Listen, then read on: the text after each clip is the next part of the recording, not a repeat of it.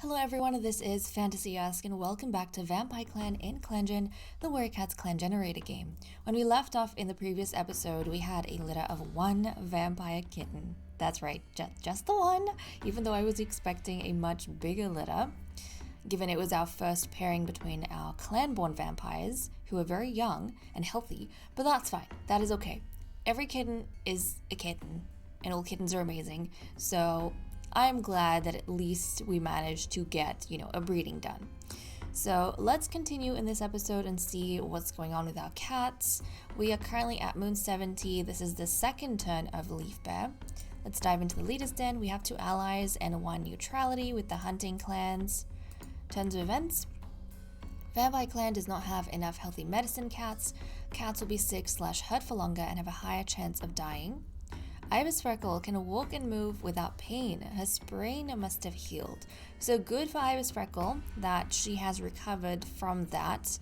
However, she seems to have a knack for getting into trouble or putting other cats into trouble, so I don't know how long this is going to last. We'll be keeping a close eye on her.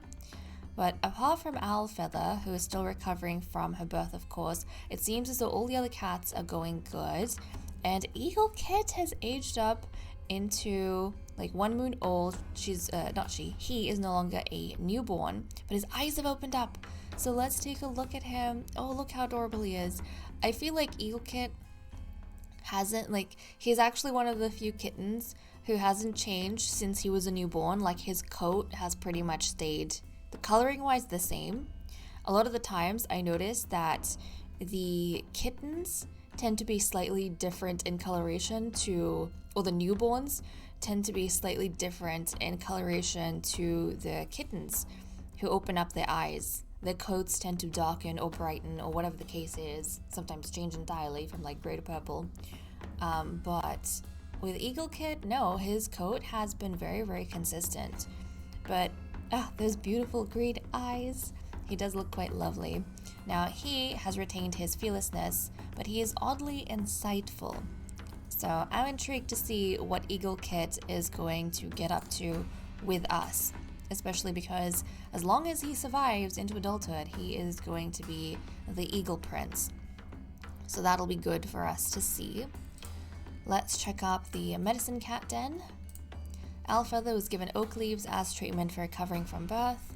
Ibis Freckle was given dandelion as treatment for sprain, and she healed from that. Let's look at our relationships. Bloomrise sends a clanmate to help Grandmaster Bluestar with something she's struggling with. Grandmaster Bluestar, Sunnytail, and Bloomrise had a nice talk while eating. Grandmaster Bluestar watches Ibis Freckle training for something and nods approvingly at her progress. Owlfeather sneezed on Burnleaf. Burnleaf and Bloomrise realized they have a similar sense of humor. Twilight Fade said something really rude to Fawn-Nest. Owlfeather keeps calling Twilight Fade by the wrong name. Burnleaf won't back down when defending Master Quiet Flight on something. Good to know that their friendship has kind of survived the massive changes that have happened in the clan and their relationships. Master Quiet Flight snaps at Bloomrise to leave her alone.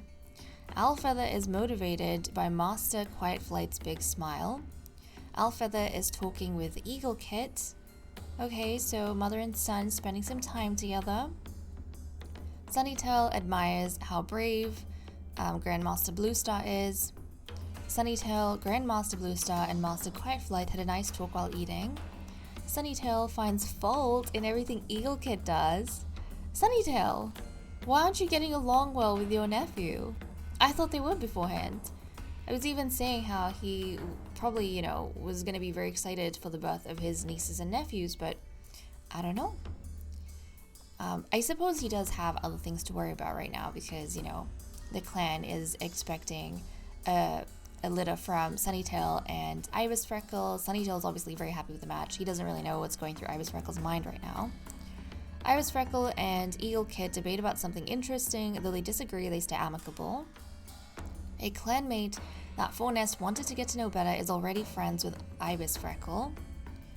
Bloomrise stops and thinks before assuming the worst of Eagle Kit, and Eagle Kit loses in a race against Sunnytail and acts bitterly about it. So on both sides, it seems as though uncle and nephew are not really getting along too well, which is not great. But okay, that's all we have for events. Let's wrap up here and continue with the cat list.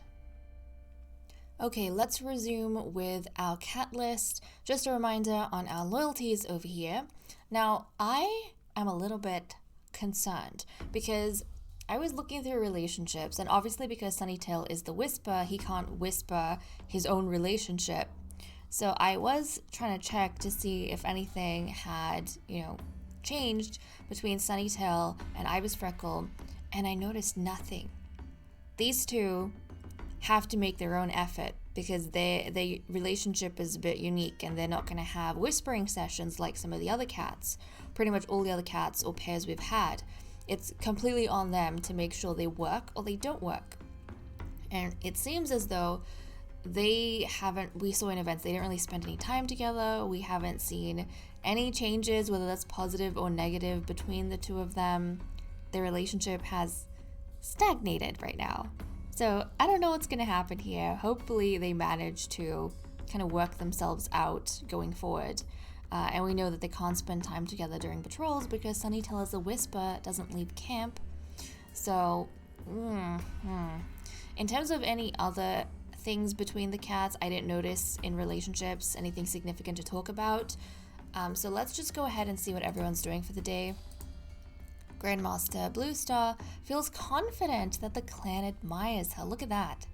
Now, she is a very different leader to Shivering Star, because Shivering Star, I think, used to get concerned about how the other vampires viewed him and a little bit paranoid at times, and I think he used to cause fights between the other cats to kind of keep some of the power that he constantly felt was slipping away.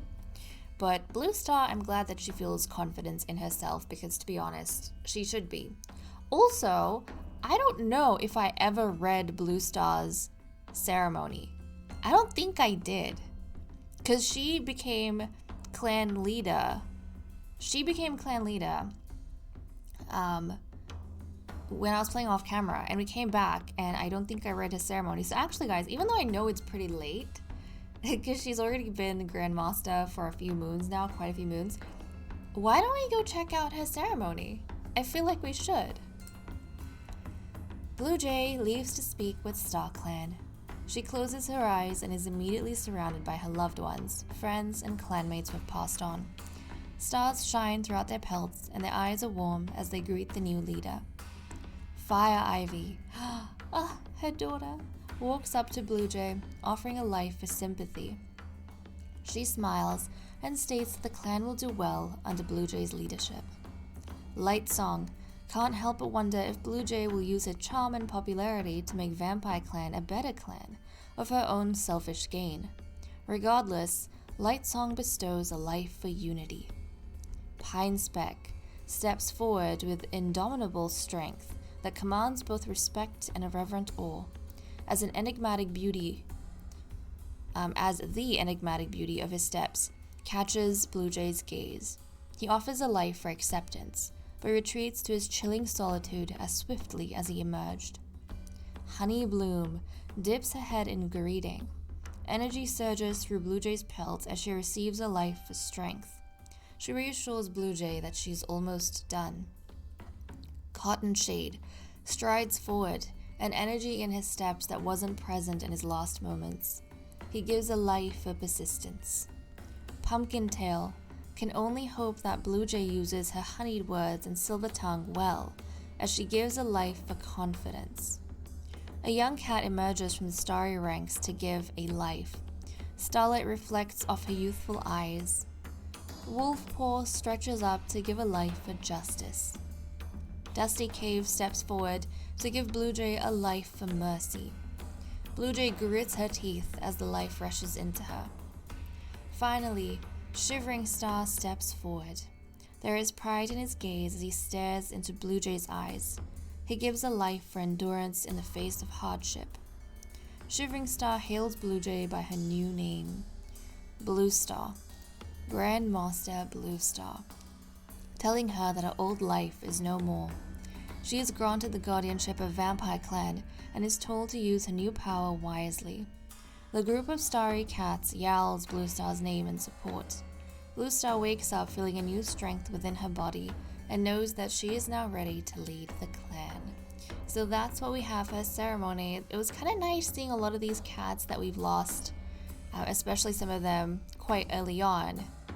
And I think for Blue Star, seeing her daughter Fire Ivy would have meant a lot to her, especially since I think Fire Ivy's death has been kind of now becoming a bit of a rift. That history is becoming a bit of a rift between Blue Star and Burnleaf. Okay, Master Quiet Flight slipped on some hidden ice under the snow. Alfeather is struggling to remember all the names of the herbs. Even though she is the Nightstalker, obviously she is recovering from birth. She has that permanent condition of lasting grief, so I don't think she is thinking too well. Sunnytail had to fix an argument between the elders. Again. Wait, are you serious? Our two elders are Burnleaf and Twilight Fade, who are mated to each other. Are they arguing? Fornest wonders if he would be better as a Whisper instead. Okay, Fornest, that's interesting. We know Sunnytail, who is the current Whisper, used to wonder quite a lot about this position before he got here. So it's kind of interesting to see Fornest is feeling the same. Ibis Freckle daydreams about being a warrior in Leopard Clan. Bloomrise is sad she couldn't spend time with Lightsong, her mother. Oh, Bloomrise. Burnleaf feels too stiff to leave his nest today. Twilight Fade is recounting daring expeditions for the younger cats. And Eagle Kit is visiting the medicine cat den to see his parent, Owlfeather. Oh, that's so sweet. And you know what? Because he is oddly insightful, I wonder if Eagle Kit, rather than constantly thinking about playtime and, having fun, I wonder if he notices the things that happen in his family, or he notices the emotions and the pain of other cats, and he can tell that his mother, something about her is not right. She's constantly sad, and I think he has an inkling that goes beyond just recovering from having him. So I think he probably heard that it was an ordeal for him to be born, and he wants his mother to be okay. Oh, Eagle Kit. And eagles have sharp vision, so it's kind of cool that he's oddly insightful, but also he's called Eagle Kit. Okay, that's what we have for the cat list. Let's wrap up here and continue with patrols. Okay, we are continuing with our patrols. We currently have 29.8 prey and we need 23, so we don't have to worry about food. We're going to be sending out our 5 cats over here to see what they get up to. We have Bloomrise, Ibis Freckle, Fornest, Master Quiet Flight, and Grandmaster Blue Star. I think I'm a bit more secure that we have our Grandmaster and Master on this patrol to keep an eye on Ibis Freckle, because she concerns me a lot, especially when we have Ibis Freckle and Bloomrise together. Because of stuff that Ibis Freckle has done in the past, I feel like Ibis Freckle, I don't know, I get the sense that she's a very bitter cat. She might not have been this way when she was younger, but I think losing her father, losing her older brother who she looked up to, getting that permanent injury, I feel like she's become a very bitter cat. And she lashes out at the others, along with maybe some of the bloodlust that comes with not drinking the blood of kittens, which these guys haven't done for a long, long time. I think all the clan-born cats we have right now, they've never actually had kitten blood, which is strange, but yeah, it's having an effect on some of them more than others. Maybe when you go through grief, like intense grief, then or you have family members that die, that bloodlust affects you a lot more because it's being fueled by your emotions, your negative emotions. But let's see what's going on with these guys. It starts snowing soon after the patrol sets out, trying to bring back something, anything, for the fresh kill pile. Proceed. The prey must be hiding. The patrol catches nothing. As a snowstorm descends and visibility drops, the patrol clumps together and retreats into a tiny mountain cave, their pelts and tails and legs all tightly wrapped into one indistinguishable kitty cat ball. Okay, so they didn't manage to get any food. Thankfully, we won't starve and that won't have a bad effect on us, but yeah, I think we're gonna have to change tactics in the next moon. But okay guys, with that said and done, I am going to leave off here. Thank you so much for watching. I hope you all enjoyed, and I will see you all next time. Bye bye.